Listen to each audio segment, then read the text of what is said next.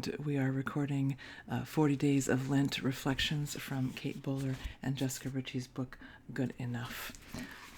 This is day 39, and it's basically not adapted much at all. It's called Bright Hope. I have a hard time navigating my relationship with hope. Sure, I hope for healed bodies and restored families, an end to mass shootings, and no need for war. But just as I can imagine a better future, a news story or my Twitter feed bursts my optimism, sending me crashing back to earth, back to reality where hope is a dangerous word. Too much hope and you're frankly delusional. Too little hope and you will drown in despair. So how do we have hope when our reality looks so hopeless? There is this obscure book of the Bible that shows up in the lectionary only a handful of times, and you'll rarely hear someone talk about it because, let's face it, it's really strange. Ezekiel was a prophet and a priest chosen by God to explain his reality. The Babylonians, led by King Nebuchadnezzar, had removed the Judeans from their land and taken them into captivity and marched them hundreds of miles into exile. Ezekiel was only 25. They probably didn't have adequate shoes, food, or shelter for the long journey. In Jewish thought at the time, the temple was the location of the divine, so to be removed from that sacred site meant being removed from God's presence. What's more, several years into captivity, Jerusalem was sacked. The temple was destroyed. God was gone. Ezekiel was a traumatized witness to a traumatized people.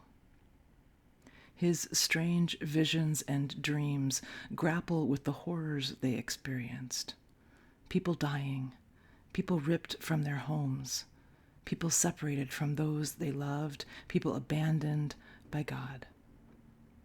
He bore witness to the not yetness, the unknowing of when this would end, the totalizing fear of despair, the depth of unhope. But then something odd happened. Ezekiel stood over a mass grave. Under his feet were thousands of dry bones.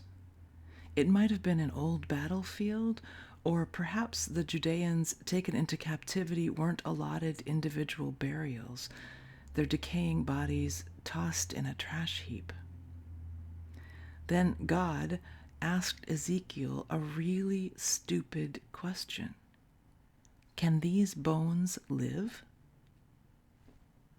I can only imagine how despairing he felt, standing over the bodies of loved ones, cousins, neighbors, friends, his own wife. Too many to count. Wartime does not offer the luxury of funerals. Neither do pandemics. Ezekiel was looking at death close up. If you have ever witnessed death, you know how infuriating it is to be asked the question, can these bones live? Of course not. What good is hope in this place, spoken over a pile of drying bones? God asked Ezekiel to prophesy that God would resurrect the dead, that God would restore a community, that God would establish a kingdom, that God would build the temple, that God would put the bones back together, that all hope is not lost. Then the vision continued. Ezekiel felt rattling under his toes, cartilage cracking together, ligaments sewn, skin stretched, lungs filled with the very breath of God. The valley of dry bones rushed with life once again. God is not done yet. When all we see is death and decay and destruction and disease, God sees hope, but not an empty optimism or an empty phrase.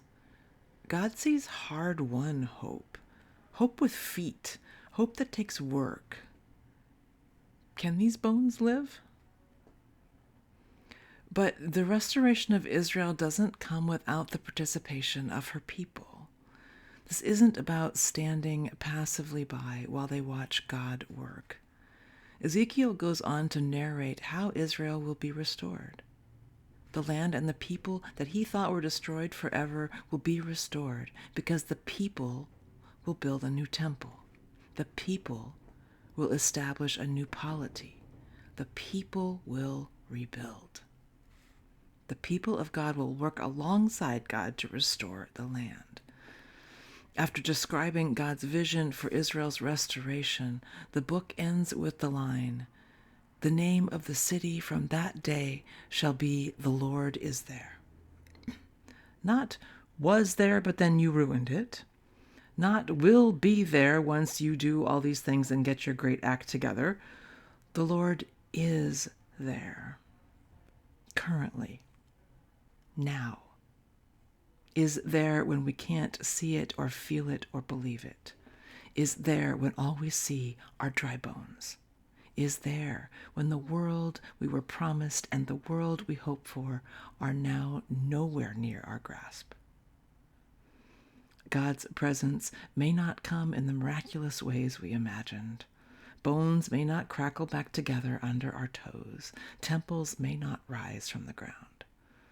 Bodies may not be healed from illness. Our prayers may not be answered. In these moments, when we feel abandoned, look and listen. God is there, shocking us with the resurrection of hope itself.